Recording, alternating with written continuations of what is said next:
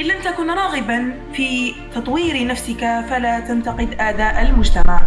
هكذا تنهض الأمم، ليس بتشييد البنى التحتية وإنما بتشييد إنسان واع قادر على بناء أمة واعية.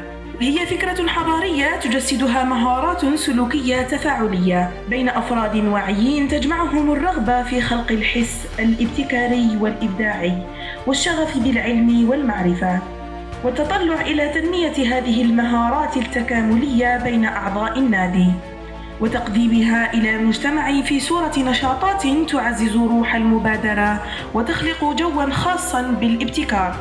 ترافاي في الليل، في النهار، في الليل تجيك فكرة على 12 على 2 تاع الصباح، في الليل تجيك فكرة تنوض تهز الميكرو تاعك وتولي تخدم. وهذه سي اون بون ايدي. جو في ديفلوبي مون برودوي، جو في ديفلوبي مون سيرفيس.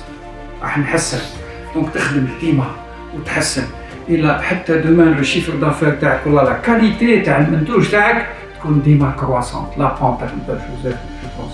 هي فكرة تولدها العقول الراشدة ويحتضنها نادي النهضة بجامعة البويرة أكليم حمد الحاج بتنظيم نخبة من الطلبة تدفعهم الرغبة في الارتقاء ومسايرة التطور. سهل الآن أنك تستفيد من كل هذه الامتيازات اللي موجودة حاليا، مختلف القرارات التي تدعم بعضها البعض سواء في مختلف المناظير اللي ممكن نشوفها. تكون عندك فكرة في راسك تروح تقعد مع واحد، أول شيء أعطيه يسيني لك هذا الدوكيومون، سي ان دوكيومون دو كونفيدونسياليتي. هذه هنا ماكش دير دراسة السوق، راك تضارب. أنا باش نتفاهموا راك تضارب ولتم راك تبني حائط بينك بين هذا الإنسان اللي راه كان يجاوبك في الأول. دوكا واش يبدا يدير لك؟ وي يقول لك وي عندك الحق، أيوا صاي وين روح.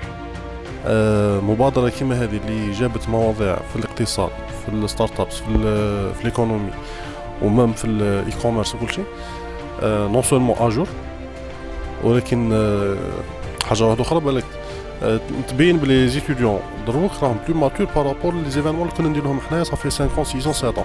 حدث الطالب الرياضي في مرحلته الأولى سيكون تدريب، في مرحلته الثانية سيكون أيضا تدريب بصيغة أخرى التعليم البعدي في نمط الاستشارة.